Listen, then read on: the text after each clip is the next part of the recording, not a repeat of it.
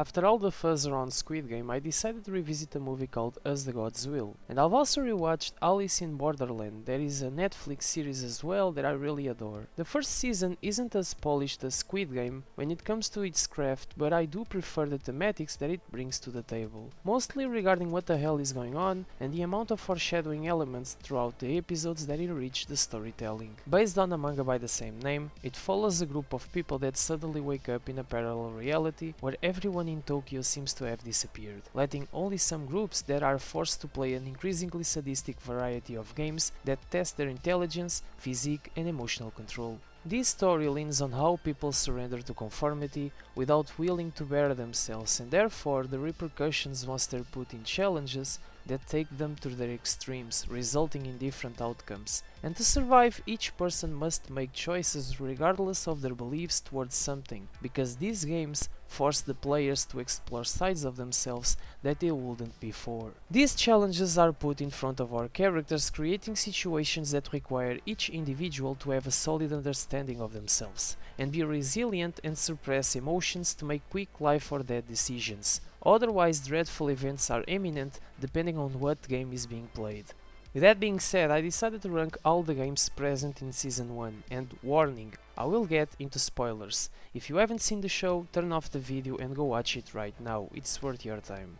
Bear in mind that I'm not gonna be talking about a few games present in episode 5, shown in a quick sequence, aside from one that kept my interest and I wish they bring it back in season 2 if they somehow differ from the source material. So let's start off with number 7, Lightbulb, also present in episode 5.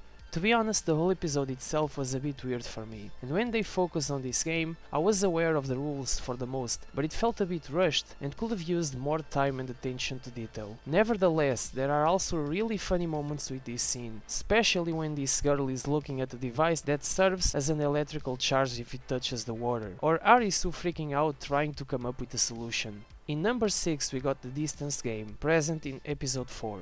This one got me pretty excited because when I saw a 0 on their phones, to me the solution was pretty obvious and later revealed itself to be a misleading game, as I suspected. Considering I'm often very slow with puzzles, it was a small victory to guess where it was meant to be. I also don't recall seeing this one in the manga, it's been a long time since I've put my eyes on it. As the episode progresses, I really dug how they introduced the secondary characters and their stories, finding a really good way to make us care about them even in a small time. I do feel that there's a lot in its final moments that were a bit over the top, even if the series itself is full of craziness inducing moments. But that's what makes me love this story so much. In number 5 we have the Tag game, present in episode 2.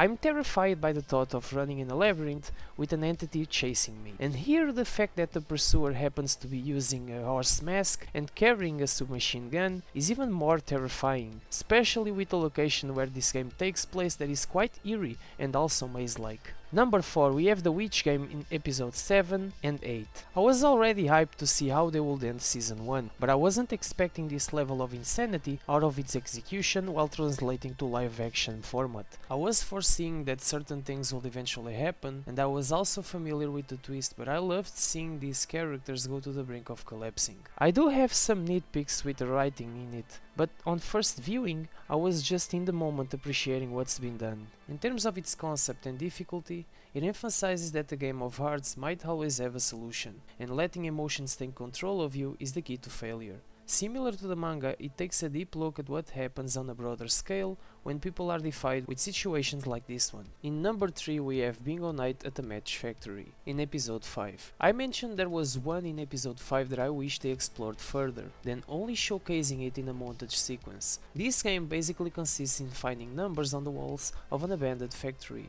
to do a bingo-like solution, but with an obstacle. There's not a single bit of light, and throughout the game you have a limited amount of matches to use. This could have been so much fun with a full episode dedicated to the whole thing.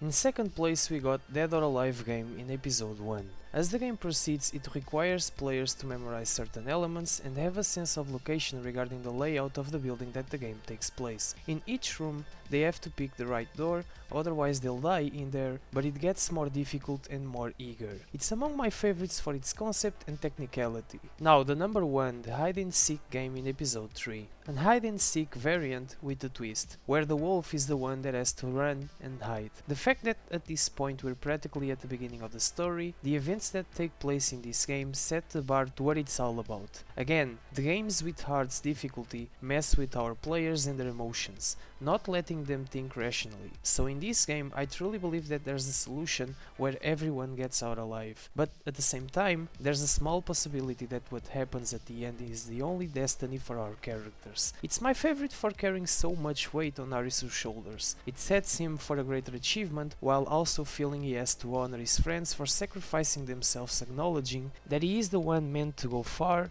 on these maddening trials. I'm looking forward to Season 2 because there's so much story with more depth yet to explore, and I'm curious to see how they perform in contrast with the source material.